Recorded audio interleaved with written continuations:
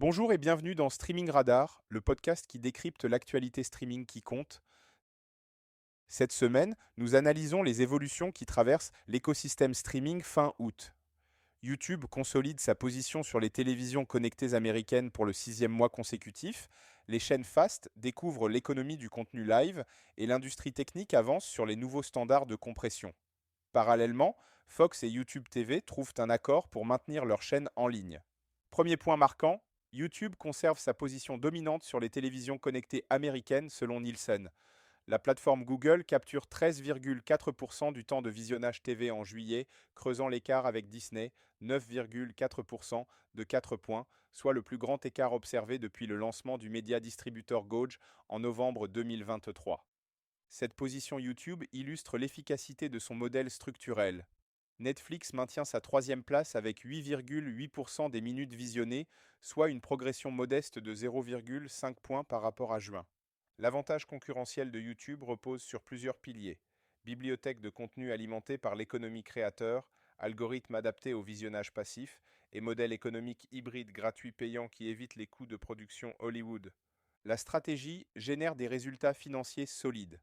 Les revenus publicitaires YouTube TV atteignent des CPM entre 35 et 55 dollars, soit 3 fois les tarifs mobiles. Cette prime CTV alimente une croissance publicitaire de 34% au second trimestre selon l'IAB. Deuxième avancée technique, l'ATSC évalue VVC comme standard candidat pour rejoindre l'écosystème ATSC 3.0 aux côtés d'HEVC. L'enjeu technique est notable.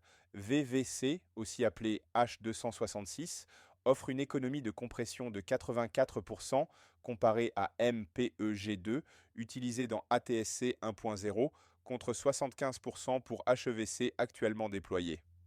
L'adoption internationale de VVC progresse. Le Brésil finalise ses standards TV 3.0 basés sur ATSC 3.0 avec VVC intégré pour un lancement commercial prévu en 2026. L'Europe via DVB, le Japon avec ARIB et plusieurs organismes techniques ont intégré VVC dans leurs standards. L'impact sur l'écosystème streaming est direct. VVC permettra des flux 4K 8K plus efficaces, réduisant les coûts CDN et améliorant l'expérience utilisateur. Troisième développement, Fox Corporation et YouTube TV concluent un accord de distribution jeudi soir, évitant un blackout qui aurait affecté 8 millions d'abonnés américains. Le timing était critique avec le college football. L'accord intervient moins de 48 heures avant le match Ohio State versus Texas, numéro 1 versus numéro 3, diffusé samedi sur Fox. Ohio State a finalement battu Texas 14-7 dans ce qui était présenté comme l'un des plus gros matchs d'ouverture de saison depuis des années. Le match a également servi de test grandeur nature pour Fox One, le nouveau service streaming de Fox lancé le 21 août à 19,99 dollars par mois, qui agrège toutes les chaînes Fox en une seule offre directe. Cette résolution confirme que les disputes de carriage se règlent généralement avant les événements sportifs majeurs, qui servent de levier de négociation. Quatrième enseignement, les chaînes Fast intègrent du contenu live pour améliorer leur viabilité économique selon le 15e rapport global d'Amagi.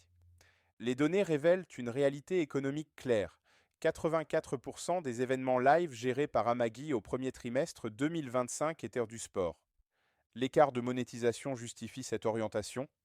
Les CPM publicitaires des chaînes Fast avec programmation live atteignent 12 à 18 dollars contre 3 à 7 dollars pour les boucles de contenu classiques.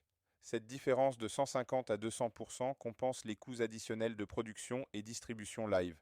Grassnote confirme la croissance du secteur Fast, 1850 chaînes répertoriées, croissance de 14% au second trimestre et plus 76% depuis 2023. Samsung TV Plus lance 15 nouvelles chaînes Fast intégrant du live quotidien pour différencier son écosystème CTV face à Roku et Amazon Fire TV. L'analyse de cette quinzaine révèle une évolution notable autour du contenu live et temps réel. YouTube maintient sa domination grâce à son modèle hybride qui intègre naturellement live et replay. Les chaînes Fast découvrent que le live génère une monétisation publicitaire plus attractive. Cette convergence vers le live répond à l'évolution des attentes d'usage. Après des années de surproduction SVOD, les utilisateurs recherchent des expériences temporellement situées que le direct peut offrir. La monétisation publicitaire évolue vers le live. CPM supérieur, ciblage temps réel, intégration shopping native.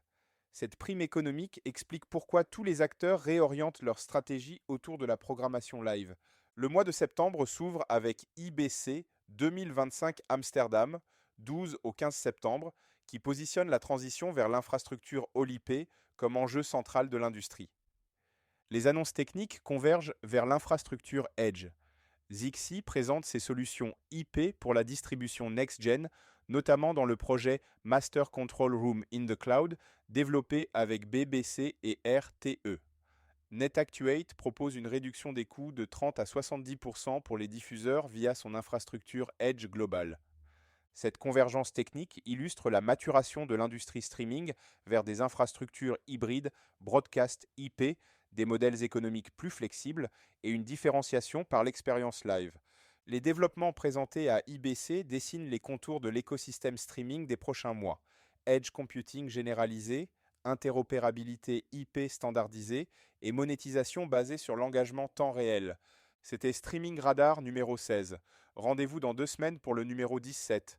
Pour vos questions et analyses, contact@streaming-radar.com.